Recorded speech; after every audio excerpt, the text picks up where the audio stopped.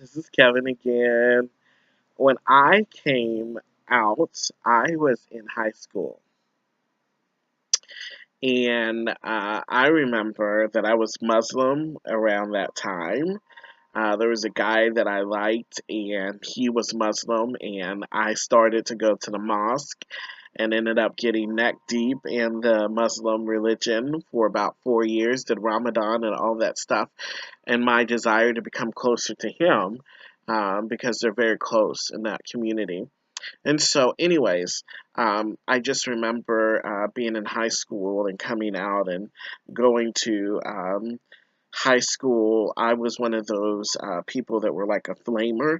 That I was one of those people that like nowadays they're less common, but those gay guys that are just high pitch voice and very flamboyant. Nowadays, it's not so much that the new gay, as you really can't tell, they're really masculine and just don't have any signs. It's almost like it's a betraying um, the secret life more so. Like I feel like the new prison gay is almost like the norm today, where it's more down low.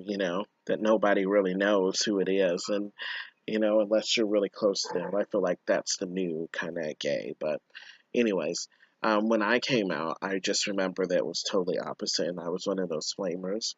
And I remember just getting jumped and getting in fights a lot because it was around the Matthew Shepard's days when it was really dangerous to be gay. And I just remember the people that I grew up with or hung out with. We were really known for shanking you, and we would say we would stab you deep. So we were just, we were known for being stabbers, and it was nothing, you wanted to play with because, again, we were going deep. So, anyhow, I just remember that time in my life, and now it seems like it's very popular. But I remember just so how superficial the gay community can be. And I feel like even just is it monogamy? Well, just having uh, um, one person that you have sex with was total cliche.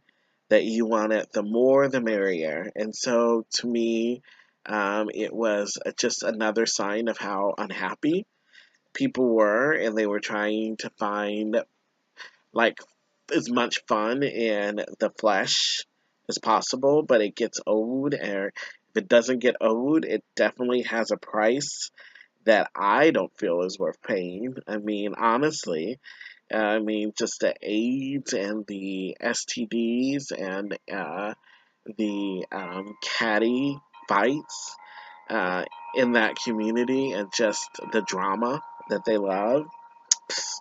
I'll pass.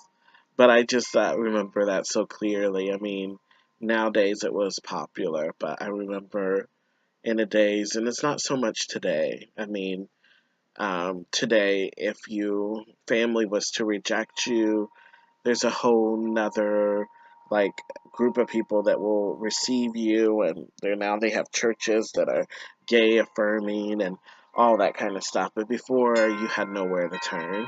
Like a lot of them became homeless and stuff like that because it just wasn't popular. So if it's popular today, um, I think it's because